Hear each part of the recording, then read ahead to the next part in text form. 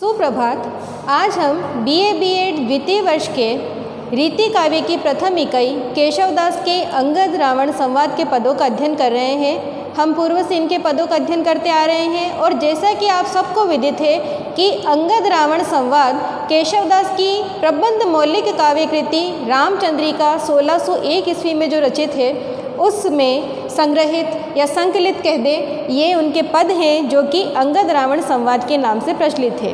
वैसे तो अगर देखा जाए तो रामचंद्रिका में केशवदास ने 9 प्रकार के संवाद मूल रूप से माने हैं। उसमें जो अंतिम संवाद है, जो 2 पात्रों के मध्य उन्होंने करवाया है, वो अंगद रावण संवाद है, जो कि उनका प्रसिद्ध संवाद विवेचन बना है रामचंद्रिका के अंतर्गत। तो रामचंद्रिका जैसा कि नाम से ही स्पष्ट हो जाता है कि भगवान राम की भक्ति की महिमा को रामचंद्रिका के अंतर्गत वर्णित किया है केशवदास ने, क्योंकि केशवदास के आराध्य श्री राम थे और श्री राम के प्रति अपनी भक्ति को उन्होंने रामचंद्रिका के माध्यम से प्रस्तुत किया है। रामचंद्रिका के पदों की अगर हम अंगद रावण संवाद के अंतर्गत अगर चर्चा करें तो केशवदास के बारे में यह उक्ति प्रचलित रही है कि उनकी रामचंद्रिका संवाद योजना के लिए विशिष्ट रूप से ख्याति प्राप्त रचना रही है और ये बात हिंदी साहित्य के प्रसिद्ध इतिहासकार आचार्य रामचंद्र शुक्ल ने भी स्वीकार की है। तो उसी रामचंद्रिका के अंतर्गत अंगद रावण संवाद जो इनका आता है वो लंका कांड के अंतर्गत निहित है। उसके पदों का हम अध्ययन करना प्रारंभ कर रहे हैं कि पेट चढ़ियो पलना पलिका चढ़ी, पाली को चढ़ी मोह मढ़ियो रे, चौक चढ़ियो चित्र सारी चढ़ियो, गजबाज चढ़ियो गढ़ गर्व चढ़ियो रे, व्योम विमान चढ़ियो ही रहियो, कहीं केशव सो सब हूँ न पढ़ियो रे, चेतत ना ही रहियो चढ़ी चित्त सो, चाहत मूड चिताहु चढ़ियो रे। अंगद रावण संवाद यानी कि नाम से ही स्पष्ट हो रहा है कि अंगद और रावण के मध्य वार्तालाप चल रहा है। अब वार्तालाप किस विषय में चल रहा है कि वार्तालाप इस विषय में चल रहा है कि संपूर्ण देवताओं को यानी देवलोक को परास्त करने के बाद रावण ने उनको विजित कर लिया है और बंदी बना लिया है।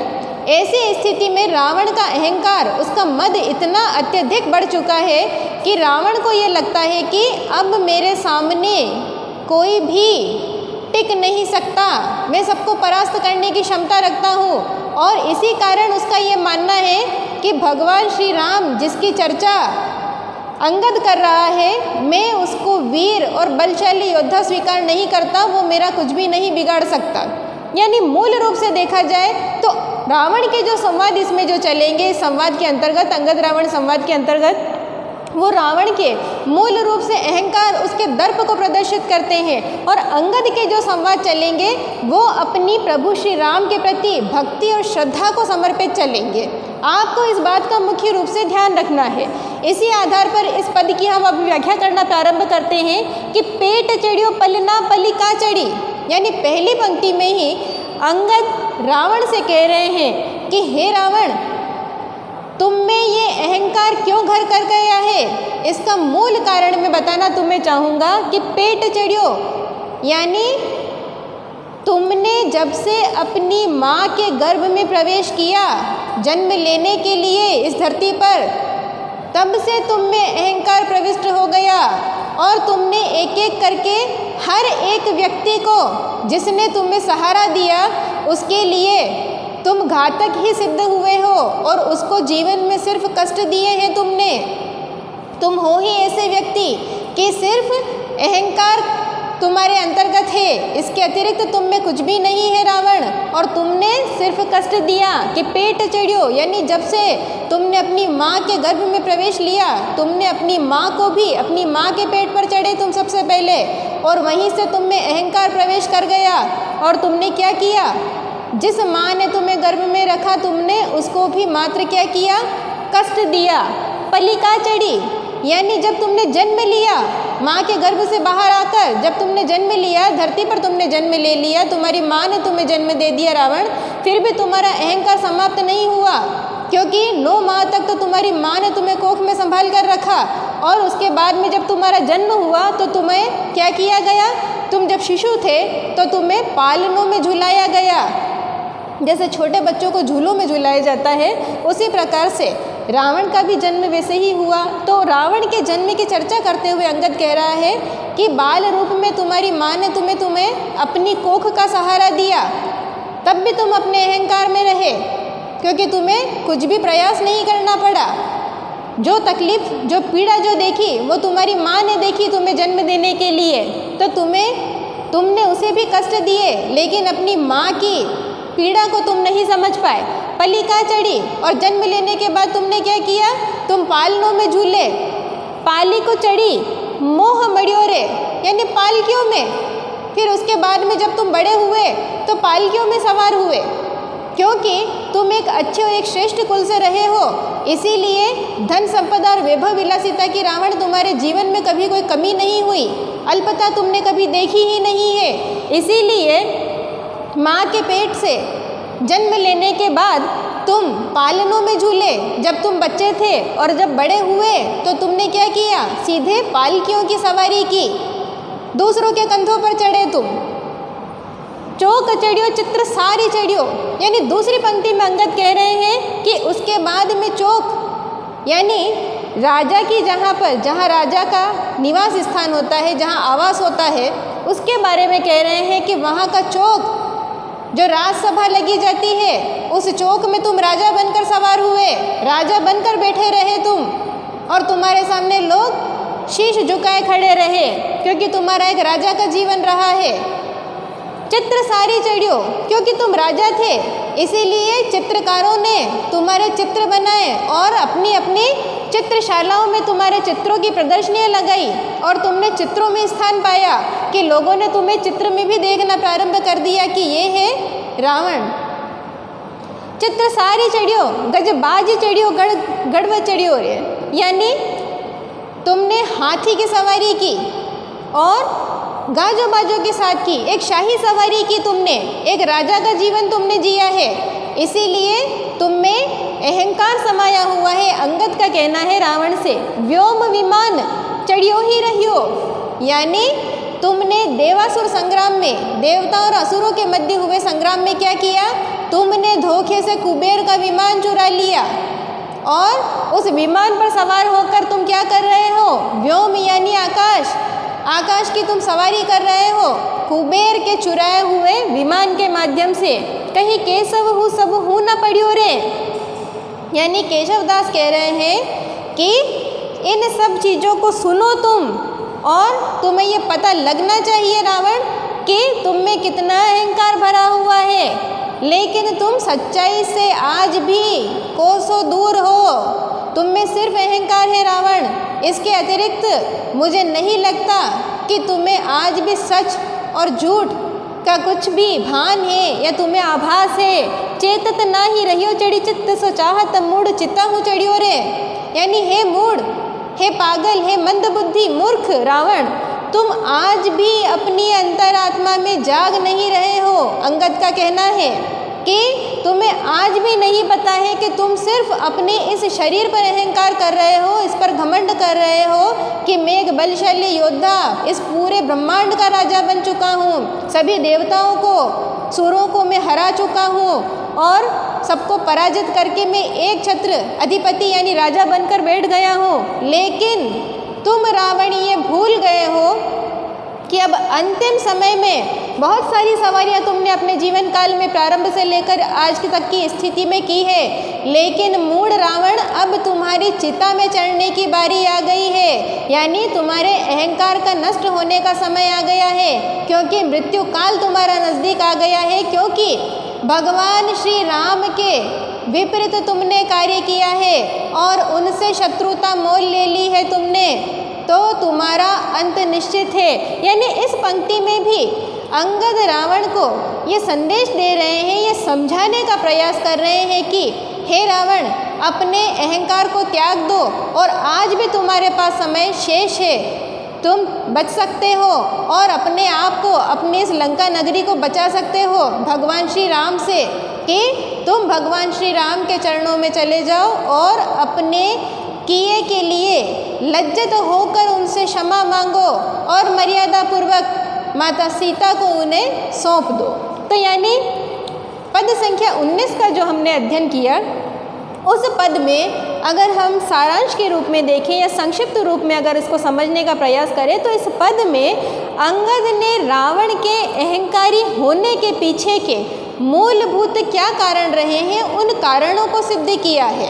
उन कारणों को रावण के समक्ष प्रस्तुत करने के बाद में भी अंगद उनके भले के लिए रावण से कह रहे हैं कि हे रावण, अभी भी समय है, तुम अपने अहंकार को त्याग दो और श्री राम की शरण में चले जाओ। पद संख्या 20 का अध्ययन करेंगे कि निकाय जो भैया लियो राजा जाके दियो काड़ी के जो कहा त्रासता को लिए बानराली कहो बात तो सो कैसे जुरे राम संग्राम मोसो। यानी इन पंक्तियों को पढ़ने से ही स्पष्ट हो रहा है कि ऊपर की पंक्तियों में अंगद रावण से कह रहे हैं और पद संख्या 20 का जो हम अध्ययन कर रहे हैं, अब अंगद की इतनी बातें सुनने के बाद अहंकारी रावण का दर्प और अधिक बढ़ गया और उसे अंगद और श्री राम दोनों पर अधिक क्रोध आने लगा। और किस प्रकार से अंगद की बातों का अब वो अंगद को जवाब दे रहा है, वो जवाब किस प्रकार से दे रहा है रावण, इन पंक्तियों में हम उसका अध्ययन करेंगे कि निकार्य जो भैया लियो राजा जाके, यानी रावण अंगद से कह रहा है कि हे अंगद, जिस राम की महानता और उसके गुणों की चर्चा तुम मेरे सामने कर रहे हो, क्या वाकई में वो इतना महान है? तुम्हें ऐसा लगता है? क्योंकि मुझे नहीं लगता। मुझे क्यों नहीं लगता उसका कारण सुनो कि निकार्य जो भैया, यानी जिसके छोटे भाई अर्थात भरत ने जिस राजा को उसके राज्य से निकाल दिया और लियो राज्य जाके और उसका राजपाट छीन लिया और वो कुछ नहीं कर सका, न राज्य बचा सका न स्वयं को बचा सका।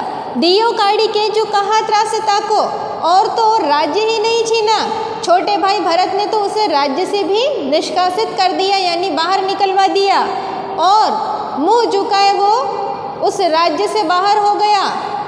और दर दर क्या हुआ, एक सन्यासी की तरह वन में भटक रहा है, राजा होकर भी अपने राज्य को बचा नहीं पाया, अपने अस्तित्व को बचा नहीं पाया, अपने अस्तित्व को सुरक्षित नहीं रख पाया और अपने छोटे भाई के कहते ही उसने उस राज्य को त्याग दिया और वन वन में भटकता फिर रहा है। लिए बानराली कहो बात तो सो, और सेना भी तो देखो उसकी कि वन वन में भटक रहा है और बंदरों की टोली बना रखी है उसने और उन वानरों की सेना लेकर घूम रहा है। सो कैसे जुरे राम संग्राम मोसो। अब अंगद तुम खुद ही इस बात को मुझे बताओ, क्योंकि इन पंक्तियों में भी रावण का दर्प ही प्रकट हो रहा है कि अहंकारी रावण कह रहा है कि वो राम जो अपने अस्तित्व को नहीं बचा पाया, अपने राज्य को नहीं बचा पाया, छोटे भाई के कहने पर और राज्य से निष्कासित करने पर राज्य से उसी क्षण बाहर हो गया और वनों में भटकता फिर रहा है, जहाँ पर उसे रहने का आवास नहीं मिल रहा, खाने पीने की मूलभूत सुविधाएं नहीं मिल रही है और ऐसा सन्यासी का वेश बनाकर वो दर दर भटक रहा है। वनवास उसे मिल चुका है और वो अपने आप को बचा नहीं पाया। और सेना भी तो देखो उसने कैसी बनाई, पशुओं की, वानरों की सेना बना ली उसने। तो ऐसे वानरों की सेना वाले व्यक्ति और जो स्वयं को बचाने में सक्षम सिद्ध नहीं हो सका, ऐसे राम जो तुम्हारा जो ये राम है वो मुझसे क्या युद्ध कर पाएगा। आज मैंने पूरे देवलोक को जीत लिया है, सब देवताओं को बंदी बना लिया है, संपूर्ण ब्रह्मांड का एक छत्र में अधिपति बन चुका हूँ, राजा बन चुका हूँ और मेरे पास समस्त वीर योद्धाओं की सेना है। अब तुम ही बताओ अंगद कि तुम्हारे ऐसे राम क्या मुझसे युद्ध कर पाएंगे। और मान लिया कि उसने युद्ध कर भी लिया मुझसे, तो क्या वो युद्ध में मुझसे विजित हो पाएगा? कदापि नहीं कि तुम्हारा राम मुझसे विजित हो पाए। अब हम पद संख्या 21 का अध्ययन करेंगे कि हाथी न साथी न घोड़े न चेहरे न गाँव न ठाऊ कुठाऊ बिले हैं तात न मात न पुत्र न मित्र न बित्त न तीय कहू संग रेहे। केशव काम के राम बिसारत और निकाम रे काम न एहे। चेतिर चेती अजोचित अंतर अंतक लोक अकेलो ही जेहे। अब इस पद में जो पद संख्या 21 का हम अध्ययन करना प्रारंभ करेंगे, इस पद में इन पंक्तियों में जो पद संख्या 20 में रावण ने अंगद से जो कहा, अंगद ने रावण की बातें चुपचाप सुन ली। अब उसके बाद में पद संख्या 21 का जो हम अध्ययन करेंगे, उस पद में अंगद पुनः रावण को अपना उत्तर संवाद के माध्यम से प्रस्तुत कर रहे हैं कि रावण मैंने तुम्हारी कही हुई सारी बात सुनी, अब तुम पुनः मेरी बात सुनो कि हाथी न साथी न घोड़े न चेहरे, यानी फिर से रावण के अहंकार पर व्यंग कर रहे हैं। अहंकार को तोड़ती हुई बातें चल रही है। किसकी चल रही है? अंगद की चल रही है कि राम भक्त अंगद कह रहे हैं कि हाथी न साथी न घोड़े न चेहरे, यानी मृत्यु के बारे में चर्चा कर रहे हैं अंगद कि रावण तुमने ये आज तक भी समय निकाल कर नहीं सोचा कि जब तुम्हारा अंत समय आएगा तो जिस घमंड और जिस अभिमान में, जिस अहंकार में तुम ये बातें कर रहे हो और संवाद प्रस्तुत कर रहे हो, राम विरोधी तर्क दे रहे हो, ये तुम्हारे धरे के धरे रह जाएंगे। तुम ये नहीं समझ पा रहे हो कि तुम किसके विपरीत या किसके खिलाफ जाकर अपनी बातें प्रस्तुत कर रहे हो कि हाथी न साथी न घोड़े न चेहरे। जिस हाथी घोड़े और साथियों की तुम चर्चा कर रहे हो, जिन मित्रों की चर्चा कर रहे हो, जिस गांव की यानी अपने जिस राज्य की तुम चर्चा कर रहे हो और जिस स्थान पर तुम रहते हो उस स्थान की चर्चा कर रहे हो, ये सब क्या होगा जब तुम्हारी मृत्यु का क्षण नज़दीक आएगा और जब तुम्हारी मृत्यु होगी रावण, तो ये इसी इहलोक में धरा का धरा रह जाएगा। ये कुछ भी तुम्हारे साथ जाने वाला नहीं है। तात न मात न पुत्र न मित्र न बित्त न तीय कहू संग रहे। न पिता साथ आएगा, न माता साथ आएगी, न पुत्र, तुम्हारे पुत्र भी तुम्हारे साथ नहीं आएंगे, न मित्र साथ नहीं जाएंगे, न बित्त यानी वित्त धन, न तीय यानी स्त्री। रावण की पत्नी के लिए कहा गया है कि जब तुम्हारी मृत्यु होगी, ये अहंकार अभी ही अच्छा लग रहा है रावण कि तुम कहते हो कि मेरे पास किसी चीज़ की कोई कमी नहीं है, लेकिन जब तुम्हारा अंत समय आएगा, तुम्हारी मृत्यु आएगी, तो तुम अकेले ही अकेले हो और इस सत्य को तुम आज तक समझ नहीं पा रहे हो और तुम सत्य से बहुत दूर हो रावण कि ना तो पिता साथ आएगा जब तुम्हारी मृत्यु होगी, ना तुम्हारी माँ साथ आएगी, ना तुम्हारा पुत्र साथ आएगा, ना तुम्हारे मित्र साथ आएंगे। जो ये धन संपदा, जो वैभव विलासिता तुम्हारे पास आज है, वो धन भी तुम्हारे साथ तुम्हारी मृत्यु के क्षणों में साथ आने वाला नहीं है। और वो स्त्री जिससे तुमने विवाह किया, जो तुम्हारी पत्नी है धर्म के मुताबिक, वो पत्नी, वो स्त्री भी तुम्हारी मृत्यु पर तुम्हारे साथ नहीं आने वाली।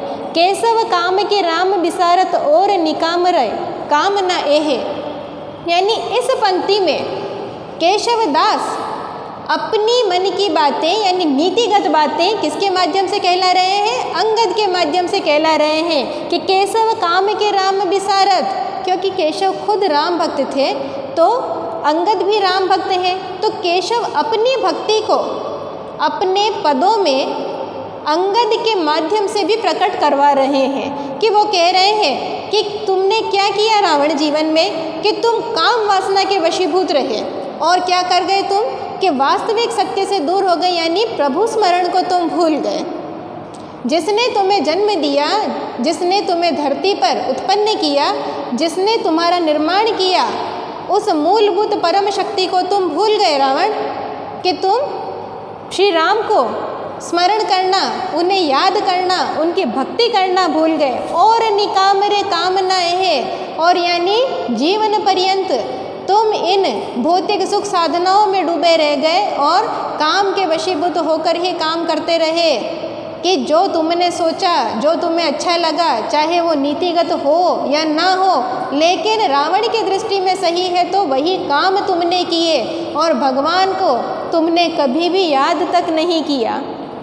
चेतिर चेती अजोचित अंतर अंतक लोक अकेलो ही जे है, यानी इस अंतिम पंक्ति में अंगद पुनः कह रहे हैं कि हे रावण, मृत्यु आने से पहले आज भी तुम्हारे पास क्षणिक ही सही लेकिन कुछ समय शेष रह गया है। आज भी चेत जाओ, यानी जागृत हो जाओ। तुम्हें ईश्वर को स्मरण कर लेना चाहिए। अजो चित्त अंतर, यानी आज के आज ही चित्त अंतर, यानी अपनी आत्मा के अंदर प्रभु नाम स्मरण करना प्रारंभ कर दो। अंतक लोक अकेलो ही जे है। अंतक लोक यानी अंतिम समय में जब परलोक तुम सिधारोगे तो रावण तुम्हें अकेले ही जाना है। जिन पर तुम घमंड कर रहे हो, तुम्हारा राजपाट कह लो, तुम्हारा परिवार कह लो, तुम्हारी सेना कह लो, तुम्हारा धन कह लो, ये कोई भी तुम्हारे साथ नहीं आने वाला। अंतिम समय में तुम्हें अकेले ही इस दुनिया से जाना है। और इस सत्य को स्वीकार कर लो रावण। और आज भी तुम्हारे पास मृत्यु आने से पूर्व इतना समय शेष है कि तुमने जीवन में जो काम नहीं किया उस काम को आज से ही, मैं कहता हूँ अंगद कि इसी समय से, अंगद कह रहे हैं कि इसी समय से रावण तुम क्या करो, अपने अहंकार को त्यागो सबसे पहले और प्रभु का, श्री राम का नाम स्मरण करना यानी उनकी भक्ति करना प्रारंभ कर दो। आज के लिए इतना ही, धन्यवाद।